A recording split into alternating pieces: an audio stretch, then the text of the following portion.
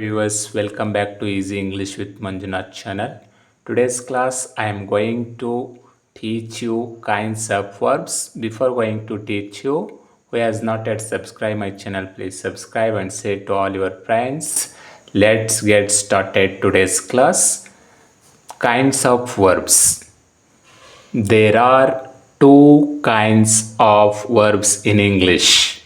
First one is a finite verb and second one is a non-finite verb. There are two types of verbs. First one is a finite verb and second one is a non-finite verb. ಅಂದರೆ ಪರಿಮಿತ ಉಪಪದ ಮತ್ತು ಅಪರಿಮಿತ ಉಪಪದಗಳು ಅಂಥೇಳಿ ಕ್ರಿಯಾಪದಗಳನ್ನು ನಾವು ಇನ್ನೂ ಎರಡು ರೀತಿಯಾಗಿ ವಿಂಗಡಿಸಬಹುದು. First one is a finite verb ಅಂದರೆ ಪರಿಮಿತ ಉಪಪದಗಳು ಅಂತ ಕರಿತೇವೆ. ನಾನ್ ಫೈನೈಟ್ ವರ್ಬ್ ಅಂದರೆ ಅಪರಿಮಿತ ಉಪಪದಗಳು ಎಂದು ಕರೆಯುತ್ತೇವೆ. ನಾವು let us learn what is finite verb. ಪರಿಮಿತ ಉಪಪದಗಳು ಎಂದರೇನು ಫಸ್ಟ್ ತಿಳಿದುಕೊಳ್ಳೋಣ ಬನ್ನಿ.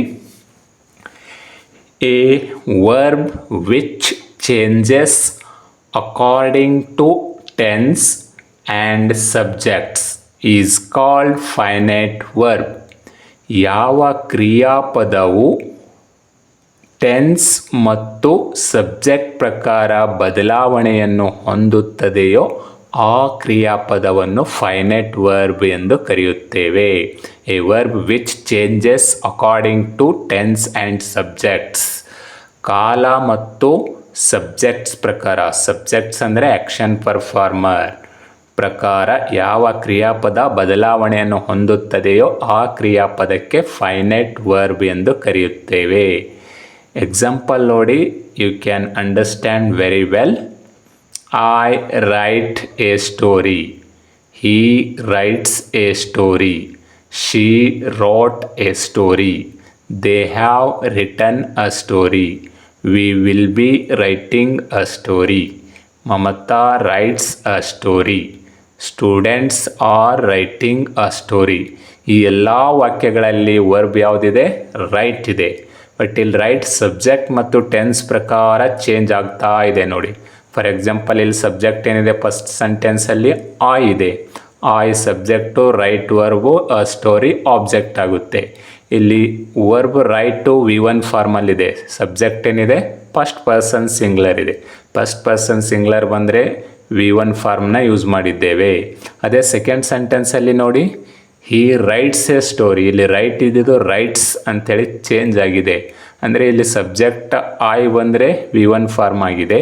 ಅದೇ ಇಲ್ಲಿ ಥರ್ಡ್ ಪರ್ಸನ್ ಸಿಂಗ್ಯುಲರ್ ಹಿ ಬಂದಿದ್ದ ಸಲುವಾಗಿ ಪ್ಲೂರಲ್ ವರ್ಬನ್ನು ಯೂಸ್ ಮಾಡಿದ್ದೇವೆ. ಅಂದರೆ ರೈಟ್ ಇದ್ದಿದ್ದು ರೈಟ್ಸ್ ಆಗಿ ಬದಲಾವಣೆ ಹೊಂದಿತ್ತು according to tense and subject. Subject ಪ್ರಕಾರ ಇಲ್ಲಿ ವರ್ಬ್ ಚೇಂಜ್ ಆಗ್ತಾ ಇದೆ. ರೈಟ್ ಇದ್ದಿದ್ದು ರೈಟ್ಸ್ ಆಗಿದೆ. ಅದೇ ಥರ ಇಲ್ಲಿ ನೋಡಿ, ಶಿ ರೋಟ್ ಎ ಸ್ಟೋರಿ. ಇಲ್ಲಿ ರೈಟ್ ಇದ್ದಿದ್ದು ರೋಟ್ ಆಗಿದೆ. ಅಂದರೆ ಇಲ್ಲಿ ಟೆನ್ಸ್ ಪ್ರಕಾರ ಅಲ್ಲಿ ಅದು first sentence, second sentence simple present ಟೆನ್ಸಲ್ಲಿದ್ದರೆ ಥರ್ಡ್ ಸೆಂಟೆನ್ಸು ಸಿಂಪಲ್ ಪಾಸ್ಟಲ್ಲಿದೆ. ಅಂದರೆ ರೈಟ್ ಇದ್ದಿದ್ದು ರೋಟ್ ಆಗಿ ಬದಲಾವಣೆ ಹೊಂದಿದೆ, ಚೇಂಜ್ ಆಗಿದೆ, ಟೆನ್ಸ್ ಪ್ರಕಾರ ಚೇಂಜ್ ಆಗಿದೆ. ಫಸ್ಟ್ ಎರಡು ವರ್ಬು ಸಬ್ಜೆಕ್ಟ್ ಪ್ರಕಾರ ಚೇಂಜ್ ಆಗಿದ್ದಾವೆ. ಥರ್ಡ್ ಸೆಂಟೆನ್ಸಲ್ಲಿ ರೋಟ್ ಅನ್ನೋದು ಟೆನ್ಸ್ ಪ್ರಕಾರ ವರ್ಬು ಬದಲಾವಣೆ ಹೊಂದಿದೆ. ಹಾಗಾಗಿ ಇದು ಫೈನೈಟ್ ವರ್ಬು. ಅದೇ ಥರ ಇನ್ನೊಂದು ಎಕ್ಸಾಂಪಲ್ ನೋಡಿ, they have return a story.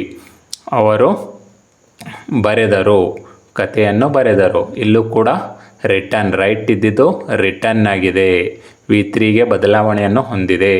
Tense ಪ್ರಕಾರ ಬದಲಾವಣೆಯನ್ನು ಹೊಂದಿದೆ. ಅಂದರೆ ಇಲ್ಲಿ they have return present perfect tense sentence ಇದೆ ಅಲ್ವ, ಅದಕ್ಕೋಸ್ಕರ ಇಲ್ಲಿ V3 ಫಾರ್ಮ್ನ ಯೂಸ್ ಮಾಡಿದ್ದೇವೆ.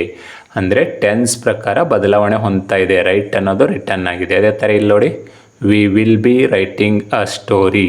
ಇಲ್ಲೂ ಕೂಡ ಟೆನ್ಸ್ ಪ್ರಕಾರ ರೈಟ್ ಇದ್ದಿದ್ದು ಇಲ್ಲೂ ರೈಟಿಂಗ್ ಆಗಿದೆ. ಅದೇ ಥರ ಮಮತಾ ರೈಟ್ಸ್ ಎ ಸ್ಟೋರಿ. ಇಲ್ಲಿ ಕೂಡ ರೈಟ್ಸ್ ಪ್ಲೂರಲ್ ಆಗಿದೆ. Students R writing a story. ಇಲ್ಲೂ ಕೂಡ ರೈಟಿಂಗ್ ಆಗಿದೆ. ನೋಡಿದ್ರಲ್ಲ ವೀಕ್ಷಕರೇ, ರೈಟ್ ಅನ್ನೋದು ಇಲ್ಲಿ ವರ್ಬ್ ಇದೆ. ಈ ಎಲ್ಲ ಸೆಂಟೆನ್ಸಲ್ಲಿ ಕಾಮನ್ ವರ್ಬ್ ಯಾವುದಂದರೆ ರೈಟ್. ಬಟ್ ಅದು ಏನಾಗ್ತಾ ಇದೆ, ಸಬ್ಜೆಕ್ಟ್ ಮತ್ತು ಟೆನ್ಸ್ ಪ್ರಕಾರ ಚೇಂಜ್ ಆಗ್ತಾ ಇದೆ. ಇಲ್ಲಿ ಫಸ್ಟ್ ಪರ್ಸನ್ ಸಿಂಗ್ಯುಲರ್ ಆ ಇದೆ ಸಬ್ಜೆಕ್ಟು, ಅದಕ್ಕೋಸ್ಕರ ಇಲ್ಲಿ ರೈಟ್ ಬಂದಿದೆ. ಇಲ್ಲಿ ಥರ್ಡ್ ಪರ್ಸನ್ ಸಿಂಗ್ಯುಲರ್ ಹಿ ಇದೆ ಸಬ್ಜೆಕ್ಟು, ಅದಕ್ಕೋಸ್ಕರ ಇದು ವರ್ಬು ರೈಟ್ಸ್ ಆಯಿತು. ಅದೇ ಥರ ಇಲ್ಲಿ third person singular simple past tense ಇದೆ, ಶಿ ರೋಟ್ ಎ ಸ್ಟೋರಿ, ಅದಕ್ಕೋಸ್ಕರ ರೈಟ್ ಇದ್ದದ್ದು ರೋಟ್ ಆಯಿತು. ಇಲ್ಲಿ ಪ್ರೆಸೆಂಟ್ ಪರ್ಫೆಕ್ಟ್ ಟೆನ್ಸ್ ಇದೆ, ಅದಕ್ಕೋಸ್ಕರ ರಿಟರ್ನ್ ಆಯಿತು. ಇಲ್ಲಿ ಫ್ಯೂಚರ್ ಇದೆ, ಫ್ಯೂಚರ್ ಕಂಟಿನ್ಯೂಸ್ ಟೆನ್ಸ್ ಇದೆ, ಅದಕ್ಕೋಸ್ಕರ ಇಲ್ಲಿ ING ಫಾರ್ಮ್ ವರ್ಬ್ ಆಗಿ ಚೇಂಜ್ ಆಗಿದೆ. ಈ ಥರ ಎಲ್ಲ ಟೆನ್ಸ್ ಮತ್ತು ಸಬ್ಜೆಕ್ಟ್ ಪ್ರಕಾರ ರೈಟ್ ಅನ್ನೋ ವರ್ಬು ಬದಲಾವಣೆ ಹೊಂದ್ತಾ ಇದೆ, ಚೇಂಜ್ ಆಗ್ತಾ ಇದೆ. ಸೊ ಯಾವ ವರ್ಬು ಚೇಂಜ್ ಆಗುತ್ತೋ ಅದಕ್ಕೆ ನಾವು ಫೈನೈಟ್ ವರ್ಬ್ ಎಂದು ಕರೆಯುತ್ತೇವೆ. ನೋಡಿ, right, rights, wrote, return, writing, ಈ ಎಲ್ಲ ಸೆಂಟೆನ್ಸ್ಗಳಲ್ಲಿ ವರ್ಬು ಚೇಂಜ್ ಆಗ್ತಾ ಇದೆ. ಇದರ ಪ್ರಕಾರ ಚೇಂಜ್ ಆಗ್ತಾ ಇದೆ, ಇದು ಸಬ್ಜೆಕ್ಟ್ ಮತ್ತು ಟೆನ್ಸ್ ಮತ್ತು ಸಬ್ಜೆಕ್ಟ್ ಪ್ರಕಾರ. ಯಾವ ಕ್ರಿಯಾಪದಗಳು ಟೆನ್ಸ್ ಮತ್ತು ಸಬ್ಜೆಕ್ಟ್ ಪ್ರಕಾರ ಬದಲಾವಣೆ ಹೊಂದುತ್ತವೆಯೋ, ಚೇಂಜ್ ಆಗುತ್ತವೆಯೋ, ತನ್ನ ರೂಪವನ್ನು ಬದಲಾಯಿಸಿಕೊಳ್ಳುತ್ತವೆಯೋ ಅಂಥ ಕ್ರಿಯಾಪದಗಳಿಗೆ ಫೈನೈಟ್ ವರ್ಬ್ ಅಂತ ಕರಿತೇವೆ, ಪರಿಮಿತ ಕ್ರಿಯಾಪದಗಳು ಎಂದು ಕರೆಯುತ್ತೇವೆ. ಈ ಎಲ್ಲ ಸೆಂಟೆನ್ಸಲ್ಲಿ ರೈಟ್ ಅನ್ನೋ ಒಂದು ಕ್ರಿಯಾಪದ ಟೆನ್ಸ್ ಮತ್ತು ಸಬ್ಜೆಕ್ಟ್ ಪ್ರಕಾರ ಬದಲಾವಣೆ ಹೊಂದುತ್ತಾ ಇದೆ. So these all underlined verbs are finite verbs. ಈ ಅಂಡರ್ಲೈನ್ ಮಾಡಿರೋ ಎಲ್ಲ ಕ್ರಿಯಾಪದಗಳು ಫೈನೈಟ್ ವರ್ಬ್ಗಳಾಗಿವೆ. ಯಾಕಂದರೆ ಚೇಂಜಸ್ ಕಾಣ್ತಾ ಇದೆ ನೋಡಿ, write, writes, wrote, written, writing, ಒಂದೇ ವರ್ಬು ಬದಲಾವಣೆ ಹೊಂದ್ತಾ ಇದೆ, ಅದಕ್ಕೋಸ್ಕರ ಇದು ಫೈನೈಟ್ ವರ್ಬ್. ನೋಡಿದ್ರಲ್ಲ ವೀಕ್ಷಕರೇ, ಫೈನೈಟ್ ವರ್ಬ್ ಅಂದರೆ very simple. A verb which changes according to tense and subject is called finite verb. ಯಾವ ಕ್ರಿಯಾಪದಗಳು ಟೆನ್ಸ್ ಕಾಲಗಳ ಪ್ರಕಾರ ಮತ್ತು ಸಬ್ಜೆಕ್ಟ್ಗಳ ಪ್ರಕಾರ ಬದಲಾವಣೆಯನ್ನು ಹೊಂದುತ್ತವೆಯೋ ಅಂಥ ಕ್ರಿಯಾಪದಗಳಿಗೆ ಫೈನೈಟ್ ವರ್ಬ್ ಎಂದು ಕರೆಯುತ್ತೇವೆ. ನಾವು let's learn second one is non finite verb. ಇವಾಗ ನಾನ್ ಫೈನೈಟ್ ವರ್ಬ್ ಅಂದರೆ ಏನು ತಿಳಿದುಕೊಳ್ಳೋಣ ಬನ್ನಿ. ಫೈನೈಟ್ ವರ್ಬ್ ಅಂದರೆ ಏನು ತಿಳಿದುಕೊಂಡ್ರಿ, ಇವಾಗ ತಿಳಿದುಕೊಳ್ಳೋಣ ಬನ್ನಿ. What is non finite verb? Non finite verb ಅಂದರೆ ನೋಡೋಣ ಬನ್ನಿ.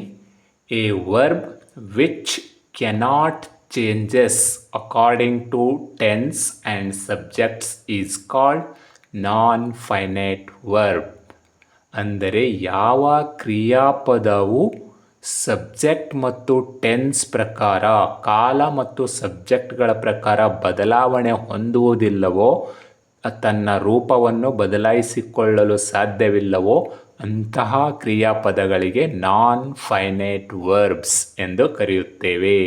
ಅಂದರೆ ಯಾವ ಕ್ರಿಯಾಪದಗಳು ಕಾಲ ಮತ್ತು ಸಬ್ಜೆಕ್ಟ್ಸ್ಗಳ ಪ್ರಕಾರ, ಅಂದರೆ ಆ್ಯಕ್ಷನ್ ಪರ್ಫಾರ್ಮೆನ್ಸ್ ಅಂತ ಕರಿತೀವಿ ಸಬ್ಜೆಕ್ಟ್ಸ್ ಅಂದರೆ I, we, you, he, she, it, they ಮತ್ತು ಎಲ್ಲ ಹೆಸರುಗಳು ಸಬ್ಜೆಕ್ಟಾಗಿ ನಾವು ಯೂಸ್ ಮಾಡ್ತೀವಿ ಕಾಮನ್ ಆಗಿ. ಈ ಎಲ್ಲ ಸಬ್ಜೆಕ್ಟ್ಗಳ ಪ್ರಕಾರ ಮತ್ತು ಟೆನ್ಸ್ ಕಾಲಗಳ ಪ್ರಕಾರ ಯಾವ ಕ್ರಿಯಾಪದಗಳು ತನ್ನ ರೂಪವನ್ನು ಬದಲಾಯಿಸಿಕೊಳ್ಳಲ್ವೋ ಅಂತಹ ಕ್ರಿಯಾಪದಗಳಿಗೆ ನಾನ್ ಫೈನೈಟ್ ವರ್ಬ್ಸ್ ಎಂದು ಕರೆಯುತ್ತೇವೆ. ನೋಡಿದ್ರಲ್ಲ, ನಾನ್ ಫೈನೈಟ್ ವರ್ಬ್ಸ್ ಅಂದರೆ. ಇವಾಗ ಎಕ್ಸಾಂಪಲ್ ತಿಳ್ಕೊಳ್ಳಿ, ಇನ್ನೂ ಅತ್ಯುತ್ತಮವಾಗಿ ನಿಮಗೆ ಅರ್ಥವಾಗುತ್ತದೆ. ಇಲ್ಲಿ ಎಕ್ಸಾಂಪಲ್ ನೋಡಿ, ಯಾವ ಒಂದು ಕ್ರಿಯಾಪದ ಇಲ್ಲಿ ಚೇಂಜ್ ಆಗ್ತಾ ಇಲ್ಲ ಅಂತೇಳಿ ನಿಮಗೆ ಗೊತ್ತಾಗ್ಬಿಡುತ್ತೆ. ಫಸ್ಟ್ ಎಕ್ಸಾಂಪಲ್ ನೋಡಿ, I want to tell a story. Second example, she wants to tell a story. Third example, I have wanted to tell a story. Fourth example, she wanted to tell a story. Next example ನೋಡಿ, I had wanted to tell a story. Rani has wanted to tell a story. Ram wants to tell a story. ಇಷ್ಟೆಲ್ಲ ಸೆಂಟೆನ್ಸ್ಗಳಲ್ಲಿ ನಾವು main ಆಗಿ ವರ್ಬ್ಗಳು ಎರಡಿದ್ದಾವೆ. ಈ ಪ್ರತಿಯೊಂದು ಸೆಂಟೆನ್ಸಲ್ಲಿ there are two verbs. First one is a want, second one is a tell. ಈ ಎರಡೂ ವರ್ಬಲ್ಲಿ ಯಾವ ವರ್ಬ್ ಚೇಂಜ್ ಆಗ್ತಾ ಇಲ್ಲ ನೀವೇ ನೋಡಿ, ಅವಾಗ ನಿಮಗೆ ಅರ್ಥ ಆಗುತ್ತದೆ ನಾನ್ ಫೈನೈಟ್ ವರ್ಬ್ ಯಾವುದು ಅಂತೇಳಿ ಗೊತ್ತಾಗುತ್ತೆ. ಇಲ್ಲಿ ನೋಡಿ, ಫಸ್ಟ್ ಸೆಂಟೆನ್ಸಲ್ಲಿ I want to tell a story. ಇಲ್ಲಿ ಟು ಟೆಲ್ ಅನ್ನೋದು ಟೆಲ್ ಅಂತಿದೆ, V1 ಫಾರ್ಮಲ್ಲಿದೆ. ಅದೇ ಸೆಕೆಂಡ್ ಎಕ್ಸಾಂಪಲ್ ನೋಡಿ, she wants to tell a story. ಇಲ್ಲಿ ಕೂಡ ಟು ಟೆಲ್ಲೇ ಇದೆ, ಇಲ್ಲಿ ಯಾವುದು ಚೇಂಜ್ ಆಗಿಲ್ಲ. ಈ ಟೆಲ್ ಅನ್ನೋ ಕ್ರಿಯಾಪದ ಚೇಂಜ್ ಆಗ್ತಾ ಇಲ್ಲ. ಇಲ್ಲಿ ವಾಂಟ್ ಇದ್ದಿದ್ದು ವಾಂಟ್ಸ್ ಆಯಿತು, ಬಟ್ ಟೆಲ್ ಇದ್ದಿದ್ದು ಟೋಲ್ಡ್ ಆಗಲಿಲ್ಲ ಇಲ್ಲಿ, ಅಂದರೆ ತನ್ನ ರೂಪವನ್ನು ಬದಲಾಯಿಸ್ಕೊಳ್ತಾ ಇಲ್ಲ. ಅದೇ ಥರ ಥರ್ಡ್ ಎಕ್ಸಾಂಪಲ್ ನೋಡಿ, I have wanted to tell a story. ಇಲ್ಲಿ ವಾಂಟ್ ಇದ್ದಿದ್ದು ವಾಂಟ್ಸ್ ಆಯಿತು, ಇಲ್ಲಿ ವಾಂಟೆಡ್ ಆಗಿದೆ. ಬಟ್ ಟು ಟೆಲ್ಲು, ಟೆಲ್ ಅನ್ನೋ ವರ್ಬು ಚೇಂಜ್ ಆಗ್ತಾ ಇಲ್ಲ, ಟು ಟೆಲ್ಲೇ ಬರ್ತಾ ಇದೆ. ಅದೇ ಥರ she wanted to tell a story, ಇಲ್ಲಿ ವಾಂಟೆಡ್ ಆಯಿತು, ಬಟ್ ಇಲ್ಲೂ ಕೂಡ ಟು ಟೆಲ್ ಟೆಲ್ ಟೆಲ್ಲೇ ಇದೆ, ಟೋಲ್ಡ್ ಆಗಿಲ್ಲ ಎಲ್ಲೂ, ಅದರ ರೂಪವನ್ನು ಬದಲಾಯಿಸ್ಕೊಂಡಿಲ್ಲ. ಅದೇ ಥರ I had wanted to tell a story, ಇಲ್ಲಿ ಹ್ಯಾಡ್ ವಾಂಟೆಡ್ ಆಯಿತು, ಬಟ್ ಇಲ್ಲಿ ಟು ಟೆಲ್ ಆಗಿಯೇ ಉಳ್ಕೊಂಡಿದೆ. ಇಲ್ಲಿ ನೋಡಿ Rani has wanted to tell a story, ಇಲ್ಲಿ ಹ್ಯಾಸ್ ವಾಂಟೆಡ್ ಆಯಿತು, ಇಲ್ಲಿ ಟು ಟೆಲ್ಲೇ ಇದೆ. Ram wants to tell a story, ಇಲ್ಲಿ ವಾಂಟ್ಸ್ ಆಯಿತು, ಪ್ಲ್ಯೂರಲ್ ಆಗಿದೆ, ಬಟ್ ಟು ಟೆಲ್ ಆಗಿಯೇ ಉಳ್ಕೊಂಡಿದೆ. ಅಂದರೆ ಈ ಎಲ್ಲ ವಾಕ್ಯಗಳಲ್ಲಿ ಯಾವ ಕ್ರಿಯಾಪದ ಚೇಂಜ್ ಆಗ್ತಾ ಇಲ್ಲ ನೋಡಿ. ಟೆಲ್ ಅನ್ನೋ ಒಂದು ಕ್ರಿಯಾಪದ ತನ್ನ ರೂಪವನ್ನು ಬದಲಾಯಿಸ್ಕೊಳ್ತಾ ಇಲ್ಲ. It can't changes its form, ಅದು ಚೇಂಜ್ ಮಾಡ್ಕೊಳ್ತಾ ಇಲ್ಲ, ಸಾಧ್ಯ ಇಲ್ಲ, ಇದು ಚೇಂಜೇ ಆಗ್ತಾ ಇಲ್ಲ. ಯಾವ ಕ್ರಿಯಾಪದವು ಬದಲಾವಣೆ ಹೊಂದಲು ಸಾಧ್ಯವಿಲ್ಲವೋ ಸಬ್ಜೆಕ್ಟ್ ಮತ್ತು ಟೆನ್ಸ್ ಪ್ರಕಾರ. ಇಲ್ಲಿ ನೋಡಿ ಎಲ್ಲ ಸಬ್ಜೆಕ್ಟ್ ಚೇಂಜ್ ಆಗಿದೆ. ಇಲ್ಲಿ ಆ ಇದೆ, ಟು ಟೆಲ್ಲೇ ಬಂದಿದೆ. ಇಲ್ಲಿ ಶಿ ಇದೆ, ಟು ಟೆಲ್ಲೇ ಬಂದಿದೆ. ಇಲ್ಲಿ tense I have written present perfect tense ಇದೆ, ಆದರೂ ಕೂಡ ಟು ಟೆಲ್ಲೇ ಇದೆ, ಅಂದರೆ ತನ್ನ ರೂಪವನ್ನು ಬದಲಾಯಿಸ್ಕೊಂಡಿಲ್ಲ. ಇಲ್ಲಿ ಸಿ ವಾಂಟೆಡ್ ಸಿಂಪಲ್ ಪಾಸ್ಟ್ ಇದೆ, ಇಲ್ಲೂ ಕೂಡ ಟು ಟೆಲ್ಲೇ ಇದೆ. ಇಲ್ಲಿ ಪಾಸ್ಟ್ ಪರ್ಫೆಕ್ಟ್ ಇದೆ, ಇಲ್ಲೂ ಕೂಡ ಟು ಟೆಲ್ಲೇ ಇದೆ. ಇಲ್ಲಿ ಪ್ರೆಸೆಂಟ್ ಪರ್ಫೆಕ್ಟ್ ಇದೆ, ಟೆನ್ಸ್ ಚೇಂಜ್ ಆಗಿದೆ, ಆದರೂ ಕೂಡ ಟು ಟೆಲ್ಲೇ ಇದೆ. ಇಲ್ಲಿ ಪ್ರೆಸೆಂಟ್ ಸಿಂಪಲ್ ಪ್ರೆಸೆಂಟ್ ಇದೆ, ಆದರೂ ಕೂಡ ಟು ಟೆಲ್ಲೇ ಇದೆ. ಎಲ್ಲ ಟೆನ್ಸ್ಗಳು ಚೇಂಜ್ ಆಗಿದ್ದಾವೆ, ಸಬ್ಜೆಕ್ಟ್ಗಳು ಚೇಂಜ್ ಆಗಿದ್ದಾವೆ ಮತ್ತು ವರ್ಬ್ಗಳು ಚೇಂಜ್ ಆಗಿದ್ದಾವೆ. ಬಟ್ ಟು ಟೆಲ್ ಅನ್ನೋ ಒಂದು ವರ್ಬ್ ಬದಲಾವಣೆ ಹೊಂದ್ತಾ ಇಲ್ಲ. ಇಲ್ಲಿ ಟೆಲ್ ಅನ್ನೋ ಒಂದು ವರ್ಬು ಕ್ರಿಯಾಪದ ತನ್ನ ರೂಪವನ್ನು ಬದಲಾಯಿಸಿಕೊಂಡಿಲ್ಲ. ಹಾಗಾಗಿ ಯಾವ ಕ್ರಿಯಾಪದಗಳು ಟೆನ್ಸ್ ಮತ್ತು ಸಬ್ಜೆಕ್ಟ್ಸ್ಗಳ ಪ್ರಕಾರ ತನ್ನ ರೂಪವನ್ನು ಬದಲಾಯಿಸಿಕೊಳ್ಳಲು ಸಾಧ್ಯವಿಲ್ಲವೋ ಅಂತಹ ಕ್ರಿಯಾಪದಗಳಿಗೆ ನಾನ್ ಫೈನೈಟ್ ವರ್ಬ್ಸ್ ಎಂದು ಕರೆಯುತ್ತೇವೆ. ಹಾಗಾದರೆ ಇಲ್ಲಿ ಅಂಡರ್ಲೈನ್ ಮಾಡಿರುವ ಕ್ರಿಯಾಪದ ಟು ಟೆಲ್ಲು ನಾನ್ ಫೈನೈಟ್ ವರ್ಬ್ ಆಗಿದೆ. ತಿಳಿತಲ್ಲ ವೀಕ್ಷಕರೇ, ಫೈನೈಟ್ ವರ್ಬ್ ಅಂದರೇನು, ನಾನ್ ಫೈನೈಟ್ ವರ್ಬ್ ಅಂದರೇನು ಅಂಥೇಳಿ. ಫೈನೈಟ್ ವರ್ಬ್ ಅಂದರೇನು ಮತ್ತು ನಾನ್ ಫೈನೈಟ್ ವರ್ಬ್ ಅಂದರೇನು ಕಲ್ತ್ರಿ. ಇವಾಗ ಬನ್ನಿ kinds of non finite verbs ಅಂದರೆ ಅಪರಿಮಿತ ಕ್ರಿಯಾಪದಗಳ ಪ್ರಕಾರಗಳನ್ನು ತಿಳಿದುಕೊಳ್ಳೋಣ ಬನ್ನಿ. ನಾನ್ ಫೈನೈಟ್ ವರ್ಬ್ಸಲ್ಲಿ 3 ಪ್ರಕಾರಗಳಿವೆ. There are 3 kinds of non finite verbs in English, namely infinitive verb, gerund and participle. Non finite ವರ್ಬ್ನಲ್ಲಿ 3 ಪ್ರಕಾರಗಳಿವೆ. First infinitive verb, second gerund and third participle. ನಾವು let's learn what is infinitive verb. ಇವಾಗ ಬನ್ನಿ infinitive verb ಅಂದ್ರೇನು ತಿಳಿದುಕೊಳ್ಳೋಣ. Infinitive verb, it is formed by placing to before the root verb is called infinitive verb.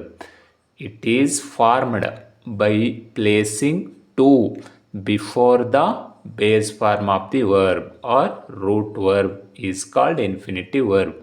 ಅಂದರೆ base form of the ಕ್ರಿಯಾಪದದ ಮೊದಲನೇ ರೂಪದ ಮುಂಚೆ ಟು ಅನ್ನು ಸೇರಿಸಿದರೆ ಅದು ಇನ್ಫಿನಿಟಿವ್ ವರ್ಬ್ ಆಗುತ್ತದೆ. Very simple. ರೂಟ್ ವರ್ಬ್ ಅಂದರೆ base form of the verb, ಕ್ರಿಯಾಪದದ ಫಸ್ಟ್ ಫಾರ್ಮ್ V1 ಫಾರ್ಮ್ಗಳ ಹಿಂದೆ ಬಿಫೋರ್ V1 ಫಾರ್ಮ್ ಟೂನ ಆ್ಯಡ್ ಮಾಡಬೇಕು, ಆವಾಗ ಅದು ಇನ್ಫಿನಿಟಿವ್ ವರ್ಬ್ ಆಗಿ ಚೇಂಜ್ ಆಗುತ್ತೆ. ಅಂಥ ಕ್ರಿಯಾಪದಗಳಿಗೆ ಇನ್ಫಿನಿಟಿವ್ ವರ್ಬ್ ಎಂದು ಕರೆಯುತ್ತೇವೆ. ಫಾರ್ ಎಕ್ಸಾಂಪಲ್ ನೋಡಿ, ರೂಟ್ ವರ್ಬ್ಗಳು ಅಂದರೆ base form of the verb ನೋಡಿ, ಹಾಗೆ ಇನ್ಫಿನಿಟಿವ್ ವರ್ಬ್ ನೋಡಿ. ರೀಡ್ ಇರುತ್ತೆ, ಅದಕ್ಕಿಂತ ಮುಂಚೆ ಏನು ಹಾಕಬೇಕು, ಟು ಅನ್ನೋ ಪ್ರಿಪೋಸಿಷನ್ನ ಹಾಕಬೇಕು. ರೀಡ್ ಟು ರೂಟ್, ಇದನ್ನು ಇನ್ಫಿನಿಟಿವ್ ವರ್ಬ್ ಆಗಿ ಚೇಂಜ್ ಮಾಡಬೇಕಾದ್ರೆ ಟು ಹಾಕಬೇಕಷ್ಟೇ. Write to write, sing to sing, dance to dance, play to play, come to come. Base form of the verb root verb ಅಂತ ಕರಿತೀವಲ್ಲ, ಕ್ರಿಯಾಪದದ ಮೊದಲನೇ ರೂಪಕ್ಕೆ ಅದಕ್ಕಿಂತ ಮುಂಚೆ ಟು ಹಾಕಿದರೆ ಅದು ಇನ್ಫಿನಿಟಿವ್ ವರ್ಬ್ ಆಗುತ್ತೆ. ನೋಡಿದ್ರಲ್ಲ ಇನ್ಫಿನಿಟಿವ್ ವರ್ಬ್ ಅಂದರೆ ಏನಂತೇಳಿ. ನಾವು let's learn what is ಜೆರಂಡ್. Infinitive verbs ಅಂದ್ರೇನು ತಿಳಿದುಕೊಂಡ್ರಿ. ನಾವು ಲೆಟ್ಸ್ ಲರ್ನ್ ವಾಟ್ ಈಸ್ ಜೆರಂಡ್. ಜೆರಂಡ್ ಅಂದ್ರೇನು ತಿಳಿದುಕೊಳ್ಳೋಣ ಬನ್ನಿ. It is formed by adding ing to the root verb is called gerund. It is formed by adding ing to the base form of the verb or root verb is called gerund. ಅಂದರೆ ಕ್ರಿಯಾಪದದ ಮೊದಲನೆಯ ರೂಪಕ್ಕೆ ing ಪ್ರತ್ಯಯವನ್ನು ಹಚ್ಚಿದರೆ ಅದು ಜೆರಂಡ್ ಆಗುತ್ತದೆ. ನಾವು V1 form ಇರುತ್ತೆ ಅಲ್ಲ ಕ್ರಿಯಾಪದದು present shape of the verb, ಅದಕ್ಕೆ ING ಹಚ್ಚಿದರೆ ಅದನ್ನು ನಾವು ಜೆರಂಡ್ ಎಂದು ಕರೆಯುತ್ತೇವೆ. ಫಾರ್ ಎಕ್ಸಾಂಪಲ್ ನೋಡಿ, ರೂಟ್ ವರ್ಬ್ ಅಂದರೆ base form of the verb ಅಂತೇಳಿ ಕರಿತೀವಿ ನಾವು, ಅಥವಾ V1 form of the verb ಅಂತೇಳಿ ಕರಿತೀವಿ. ಅದಕ್ಕೆ ನಾವು ING ಫಾರ್ಮನ್ನು ಹಚ್ಚಿದರೆ ಅದಕ್ಕೆ ನಾವು ಜೆರಂಡ್ ಎಂದು ಕರೀತೇವೆ. ಫಾರ್ ಎಕ್ಸಾಂಪಲ್ ಗೋ, ಇದು ಗೋಯಿಂಗ್, ಇಲ್ಲಿ ING ಪ್ರತ್ಯಯವನ್ನು ಹಚ್ಚಿದ್ದೇವೆ, so it is a gerund. Speak, speaking, ING ಬಂದಿದೆ ಇದಕ್ಕೆ ರೂಟ್ ವರ್ಬ್ಗೆ, ಅದು gerund. Read, reading. Come, coming. Take, taking. Sleep, sleeping. ನೋಡಿ ಇವೆಲ್ಲ ರೂಟ್ ವರ್ಬ್ಗಳಿಗೆ ನಾವು ING ಹಚ್ಚಿದ್ದೇವೆ, ಅದು ಜೆರಂಡ್ ಆಗಿ ಚೇಂಜ್ ಆಯಿತು. ನೋಡಿದ್ರಲ್ಲ, ಜೆರಂಡ್ ಅಂದರೆ ವೆರಿ ಸಿಂಪಲ್. ರೂಟ್ ವರ್ಬ್ಗಳಿಗೆ, ಮೂಲ ಕ್ರಿಯಾಪದಗಳಿಗೆ ING ಪ್ರತ್ಯಯವನ್ನು ಹಚ್ಚಿದರೆ ಅದನ್ನು ನಾವು ಜೆರಂಡ್ ಎಂದು ಕರೆಯುತ್ತೇವೆ. ನಾವು let's learn third kind of non finite verb is participle. ಇವಾಗ ಬನ್ನಿ ಪಾರ್ಟಿಸಿಪಲ್ ಎಂದರೇನು ತಿಳಿದುಕೊಳ್ಳೋಣ.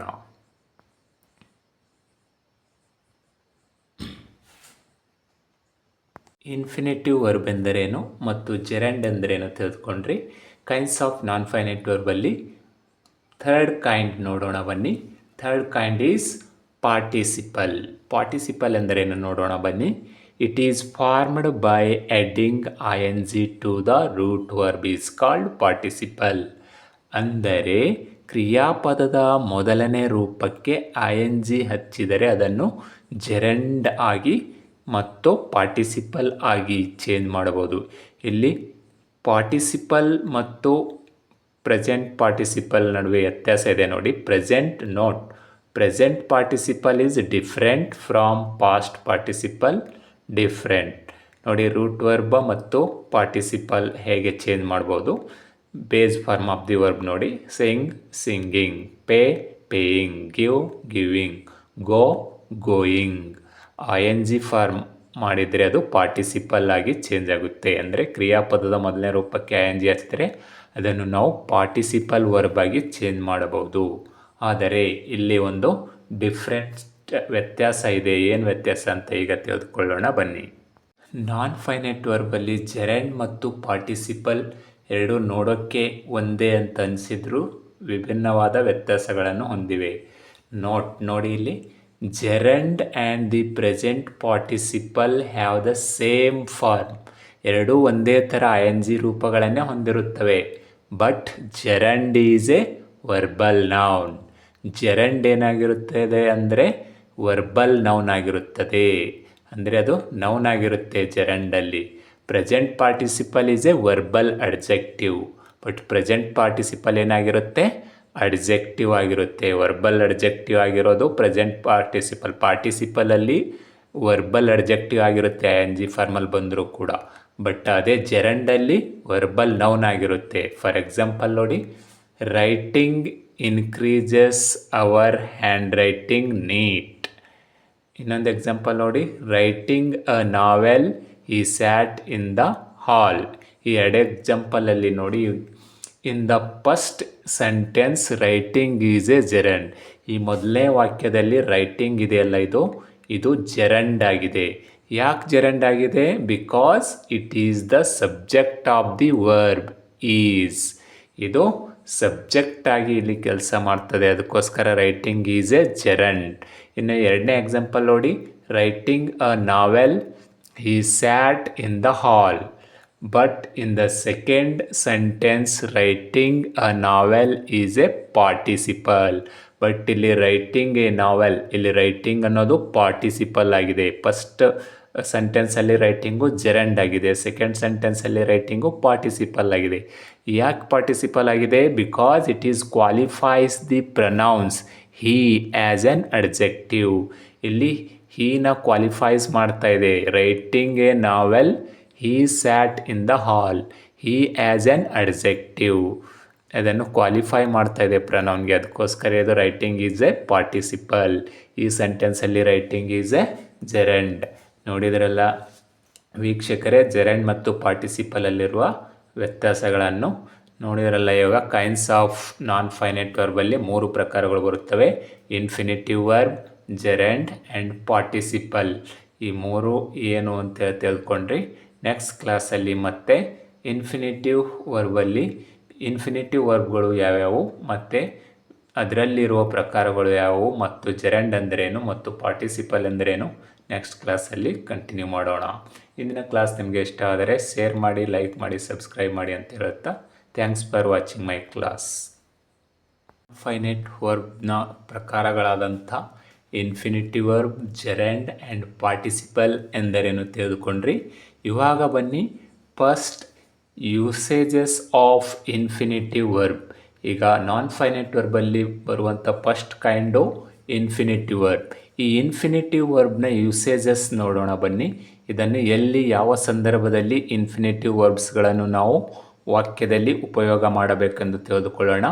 ಅನೇಕ ಕಾಂಪಿಟೇಟಿವ್ ಎಕ್ಸಾಮ್ಸ್ಗಳಲ್ಲಿ ಕೇಳ್ತಾರೆ, SLC ಎಕ್ಸಾಮ್ಸ್ಗಳಲ್ಲಿ ಕೇಳ್ತಾರೆ. Very important topic, usages of infinitive verb are usages of infinitive verb. ಈ ಇನ್ಫಿನಿಟಿವ್ ವರ್ಬ್ಗಳನ್ನು ಕೆಲವು ಸಂದರ್ಭಗಳಲ್ಲಿ ಉಪಯೋಗ ಮಾಡಲಾಗುತ್ತದೆ. ಫಸ್ಟ್ ಸಿಚುವೇಶನ್ ನೋಡಿ. Infinitive verb is used as the subject of a verb. ಅಂದರೆ ಒಂದು ಕ್ರಿಯಾಪದವು ಸಬ್ಜೆಕ್ಟ್ ಆಗಿ ಕಾರ್ಯ ಮಾಡ್ತಾ ಇದ್ದರೆ ಅಲ್ಲಿ ಇನ್ಫಿನಿಟಿವ್ ವರ್ಬನ್ನು ಉಪಯೋಗ ಮಾಡಲೇಬೇಕು. ಫಾರ್ ಎಕ್ಸಾಂಪಲ್ ನೋಡಿ, ಒಂದು ಕ್ರಿಯಾಪದ ಸಬ್ಜೆಕ್ಟ್ ಆಗಿ ಕೆಲಸ ಮಾಡ್ತಾ ಇದ್ದರೆ, ಸಬ್ಜೆಕ್ಟ್ ಆಗಿ ಅದು ಒಂದು ವಾಕ್ಯದಲ್ಲಿ ಇದ್ದರೆ ಆವಾಗ ನಾವು ಇನ್ಫಿನಿಟಿವ್ ವರ್ಬ್ ಯೂಸ್ ಮಾಡಲೇಬೇಕು. For example, to suggest others is easy. ನೋಡಿ ಇಲ್ಲಿ ಸಜೆಸ್ಟ್ ಅನ್ನೋದು ಇದು ಟು ಸಜೆಸ್ಟ್ ಏನಿದೆ ಇದು ಸಬ್ಜೆಕ್ಟ್ ಆಗಿ ಕೆಲಸ ಮಾಡ್ತಾ ಇದೆ ಈ ಸೆಂಟೆನ್ಸಲ್ಲಿ. ಅದಕ್ಕೋಸ್ಕರ ಇಲ್ಲಿ ಇನ್ಫಿನಿಟಿವ್ ವರ್ಬ್ ನಾವು ಉಪಯೋಗ ಮಾಡಲೇಬೇಕು. ಇನ್ನೊಂದು ಎಕ್ಸಾಂಪಲ್ ನೋಡಿ, to speak English is difficult. ನೋಡಿ ಇಲ್ಲೂ ಕೂಡ ಟು ಸ್ಪೀಕ್ ಅನ್ನೋದು ಸಬ್ಜೆಕ್ಟ್ ಆಗಿ ಕಾರ್ಯ ಮಾಡ್ತಾ ಇದೆ. ಅದಕ್ಕೋಸ್ಕರ ಇಲ್ಲಿ ಇನ್ಫಿನಿಟಿವ್ ವರ್ಬನ್ನು ಉಪಯೋಗ ಮಾಡಲಾಗಿದೆ. ಇನ್ನೊಂದು ಎಕ್ಸಾಂಪಲ್ ನೋಡಿ, to pleasure Ramya is hard. To pleasure ಕೂಡ ಇಲ್ಲಿ ಸಬ್ಜೆಕ್ಟ್ ಆಗಿ ಕೆಲಸ ಮಾಡ್ತಾ ಇದೆ. ಅದೇ ಥರ to help people is rare.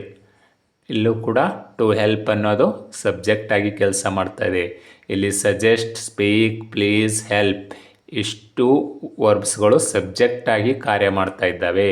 ಇಲ್ಲಿ ಸಬ್ಜೆಕ್ಟ್ ಪ್ಲೇಸಲ್ಲಿ ಅಂದರೆ ಸಬ್ಜೆಕ್ಟ್ ಆಗಿ ಕೆಲಸ ಮಾಡ್ತಾ ಇದೆ. ಇವು ಬೇಸಿಕಲಿ ವರ್ಬ್ಸ್ ಬಟ್ ಸಬ್ಜೆಕ್ಟ್ ಆಗಿ ಕೆಲಸ ಮಾಡ್ತಾ ಇದೆ. ಇಲ್ಲಿ ಸಬ್ಜೆಕ್ಟ್ ಆಗಿ ಕೆಲಸ ಮಾಡ್ತಾ ಇದ್ದಾವೆ ಈ ಎಲ್ಲ ವರ್ಬ್ಸ್ಗಳು. ಅದಕ್ಕೋಸ್ಕರ ನಾವು ಇಲ್ಲಿ ಇನ್ಫಿನಿಟಿವ್ ವರ್ಬನ್ನು ಯೂಸ್ ಮಾಡಬೇಕು. ಟು ಪ್ಲಸ್ ವರ್ಬನ್ನು V1 ವರ್ಬ್ನ ಯೂಸ್ ಮಾಡಬೇಕು.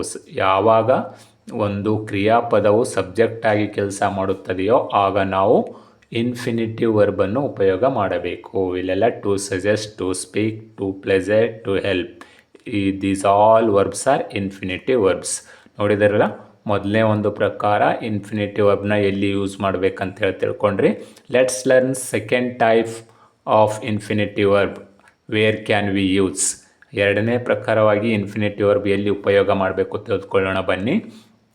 As the object of a transitive verb.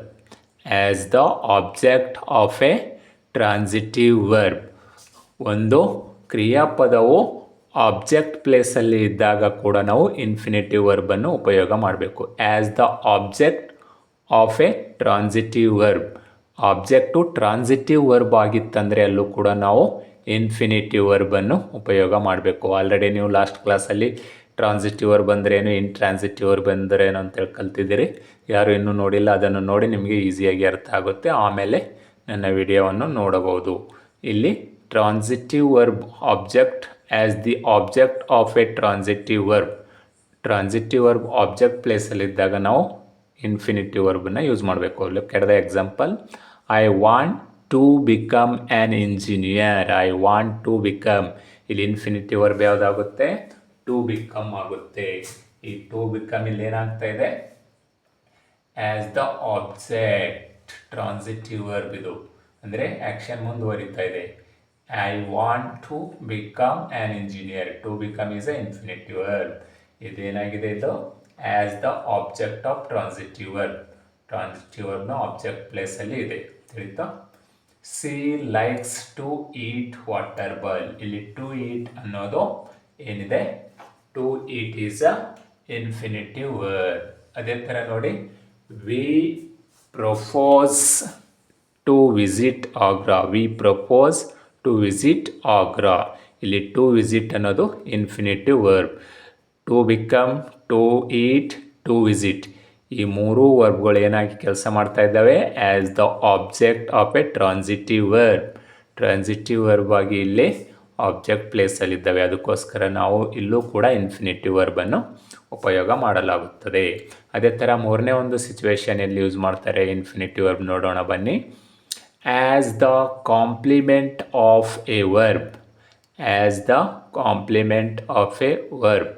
ಒಂದು ಕಾಂಪ್ಲಿಮೆಂಟ್ ಆಗಿದೆ. ಕಾಂಪ್ಲಿಮೆಂಟ್ ಅಂದರೆ ಒಂದು ಸೆಂಟೆನ್ಸ್ಗೆ ಪೂರ್ಣ ಅರ್ಥ ಕೊಡುವ ಪದಗಳ ಗುಂಪಿಗೆ ನಾವು ಕಾಂಪ್ಲಿಮೆಂಟ್ ಅಂತ ಕರಿತೀವಿ. ಆಗ ಕೂಡ ನಾವು ಇನ್ಫಿನಿಟಿವ್ ವರ್ಬನ್ನು ಉಪಯೋಗ ಮಾಡುತ್ತೇವೆ. ಫಾರ್ ಎಕ್ಸಾಂಪಲ್ ನೋಡಿ, their greatest pleasure is to help the poor. ಇಲ್ಲಿ ಕಾಂಪ್ಲಿಮೆಂಟ್ ಆಗಿದೆ. ಕಾಂಪ್ಲಿಮೆಂಟ್ ಆಗಿ ಯೂಸ್ ಮಾಡಿದಾಗ ಕೂಡ ನಾವು ಇನ್ಫಿನಿಟಿವ್ ವರ್ಬನ್ನು ಯೂಸ್ ಮಾಡ್ತಾ ಇದ್ದೀವಿ. ನೋಡಿ, ಇದು to help the poor, this is all complement. ಇದೆಲ್ಲ ಕಾಂಪ್ಲಿಮೆಂಟ್. ಇದು ಎಕ್ಸ್ಟ್ರಾ ಇನ್ಫಾರ್ಮೇಷನ್ನ ಕೊಡ್ತದೆ, ಪೂರ್ಣ ಅರ್ಥ ಕೊಡ್ತಾ ಇದೆ ಈ ವಾಕ್ಯಕ್ಕೆ. ಆಗ ಕೂಡ ನಾವು ಇನ್ಫಿನಿಟಿವ್ ವರ್ಬನ್ನು ಉಪಯೋಗ ಮಾಡಬೇಕು. ದೇರ್ ಗ್ರೇಟೆಸ್ಟ್ ಪ್ಲೆಜರ್, ಇಲ್ಲೊಂದು ಸೆಂಟೆನ್ಸ್ ಇದೆ. ಇದಕ್ಕೆ ಇನ್ನೂ ಎಕ್ಸ್ಟ್ರಾ ಎಡಿಷ್ನಲ್ ಇನ್ಫಾರ್ಮೇಷನ್ ಕೊಡುವಂಥ ಪದಗಳ ಗುಂಪಿಗೆ ನಾವು ಕಾಂಪ್ಲಿಮೆಂಟ್ ಅಂತೇಳಿ ಕರಿತೀವಿ. Their greatest pleasure is to help the poor. ಇಲ್ಲಿ ಟು ಹೆಲ್ಪ್ ಅನ್ನೋದು ಇನ್ಫಿನಿಟಿವ್ ವರ್ಬ್ ಆಗಿದೆ. ನೋಡಿ ಇನ್ನೊಂದು example, her ambition is to marry him. Her ambition is to marry him. To marry him ಇದು ಕಾಂಪ್ಲಿಮೆಂಟ್ ಇದೆ. ಕಾಂಪ್ಲಿಮೆಂಟ್ ಆಗಿ ಕೂಡ ನಾವು ಒಂದು ವಾಕ್ಯದಲ್ಲಿದ್ದಾಗ ನಾವು ಇನ್ಫಿನಿಟಿವ್ ವರ್ಬನ್ನು ಉಪಯೋಗ ಮಾಡುತ್ತೇವೆ. ಇನ್ನೊಂದು ಎಕ್ಸಾಂಪಲ್ ನೋಡಿ, my plan is to settle in America. ಇಲ್ಲಿ ಟು ಸೆಟಲ್ ಅನ್ನೋದು ಇನ್ಫಿನಿಟಿವ್ ವರ್ಬ್ ಆಗಿದೆ. ಇಲ್ಲೂ ಕೂಡ ಇದು ಟು ಸೆಟಲ್ ಇನ್ ಅಮೇರಿಕಾ, ಇದು ಕಾಂಪ್ಲಿಮೆಂಟ್ ಇದೆ. ಈ ಕಾಂಪ್ಲಿಮೆಂಟ್ ಆಗಿಯೂ ನಾವು ಒಂದು ವಾಕ್ಯದಲ್ಲಿ ಕಾಂಪ್ಲಿಮೆಂಟ್ ಆಗಿ ಇದ್ದಾಗ ಕೂಡ ನಾವು ಇನ್ಫಿನಿಟಿವ್ ವರ್ಬನ್ನು ಯೂಸ್ ಮಾಡುತ್ತೇವೆ. ಇಲ್ಲಿ to settle, to marry, to help, ಈ ಮೂರು ಇನ್ಫಿನಿಟಿವ್ ವರ್ಬ್ಗಳಾಗಿದ್ದಾವೆ. ಇವಾಗ ನೋಡೋಣ ಬನ್ನಿ, ಫೋರ್ತ್ ಒಂದು ಸಿಚುವೇಶನ್ ಇನ್ಫಿನಿಟಿವ್ ವರ್ಬ್ ಎಲ್ಲಿ ಯೂಸ್ ಮಾಡಬೇಕೆಂದು ತಿಳಿದುಕೊಳ್ಳೋಣ ಬನ್ನಿ. ಯೂಸ್ ಆಫ್ ಇನ್ಫಿನಿಟಿವ್ ವರ್ಬ್ ಮೂರನೇ ಪ್ರಕಾರ ನೋಡಿದ್ರಿ. ಈಗ ನಾಲ್ಕನೇ ಒಂದು ಸಂದರ್ಭ ಇನ್ಫಿನಿಟಿವ್ ವರ್ಬ್ನ ಎಲ್ಲಿ ಯೂಸ್ ಮಾಡಬೇಕೆಂದು ತಿಳಿದುಕೊಳ್ಳೋಣ ಬನ್ನಿ. Infinitive verb is used as the object of preposition. ಅಂದರೆ ಆಬ್ಜೆಕ್ಟ್ ಆಫ್ ಪ್ರಿಪೋಸಿಷನ್ ಆದಾಗ ಆವಾಗ ನಾವು ಇನ್ಫಿನಿಟಿವ್ ವರ್ಬನ್ನು ಯೂಸ್ ಮಾಡಬೇಕು. For example, I had no choice but to give up my hope. I had no choice but to give up my hope. Object of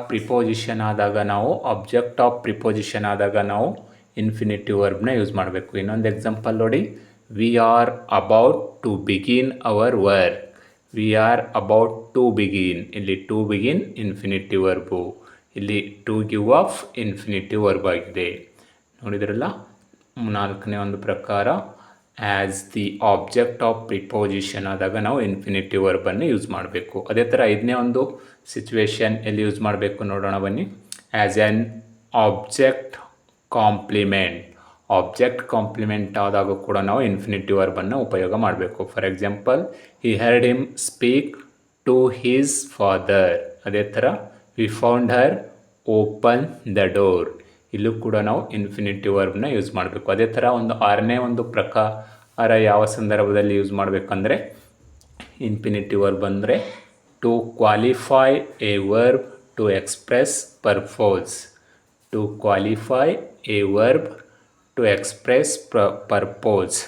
ಒಂದು ಉದ್ದೇಶವನ್ನು ಒಂದು ಕ್ರಿಯಾಪದವು ಉದ್ದೇಶವನ್ನು ವ್ಯಕ್ತಪಡಿಸುವಾಗ ಕೂಡ ನಾವು ಇನ್ಫಿನಿಟಿವ್ ವರ್ಬನ್ನು ಯೂಸ್ ಮಾಡಬೇಕು. Example, he wanted to marry Pavithra.